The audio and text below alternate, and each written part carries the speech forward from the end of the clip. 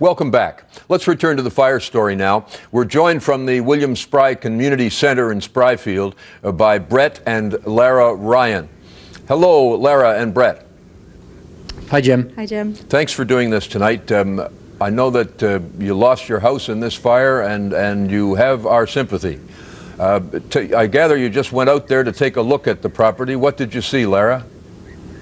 Yeah, the Red Cross and they took us out, and we also had a chaplain from the fire service. Both were great. They took Brett and I and our oldest son and his girlfriend, and it's amazing. The properties are the grass is all charred around the properties and in the woods and whatnot, but our house is completely gone, and then the houses near us are great. They look perfect. So it was just one of those things that we ended up in the path, and it's very, very surreal, still smoldering in lots of places, and it just was very bizarre. On our property, we have a gazebo in our front yard that's standing.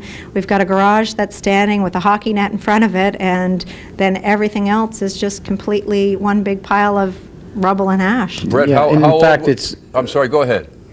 Well, before we came to view the site, they warned us that there was going to be some hot spots, and actually, when we got there, on our particular property, there was flames actually still shooting up from the rubble. There was still a lot of gray smoke. You could, at times it was hard to breathe. We rolled down the windows. We pulled in the driveway, so they gave us an opportunity to get a good look at the property.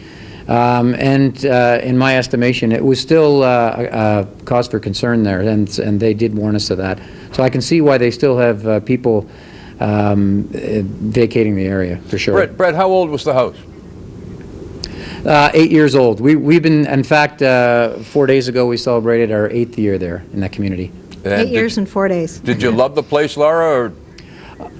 Yeah, I mean, it was our home. We Right. built it. It was our, we love the community. I work from home, and anybody who knows me will hear me talk about how much I love working from home, and I love looking out at my pond from my desk, and every morning we walk our kids to the bus stop, and then we go for an hour tool around York Road out because we're both self-employed, and we're back home. And yes, oh my God, yesterday morning we were coming down the hill after a great walk and just talking about how lucky we were to live in such a great place. Nobody knows about it. Well, we talked about it was like a treasure that we've discovered, and it's basically 8 minutes from the Rotary. We feel like we're in the country. But in fact, we're very close to downtown. We've got deer in the backyard. We've got this year there was a population explosion of rabbits. It was like a petting zoo in the yard, and we just said, "Wow, we are so fortunate. We get out to walk every day. We're both self-employed." We've had so many calls and emails from friends, and everybody says, "What can we do? What can we do?" And I keep saying, "I don't know. I don't know. We're just not ready to be able to tell you what we need. We're just We're still in a state of shock, Yeah. basically, trying to just process it all. Thank you so much for taking the time to tell us your story. Thank you, Jim. You're quite welcome. Thanks, Jim. Good luck to you. Thank Thanks. you.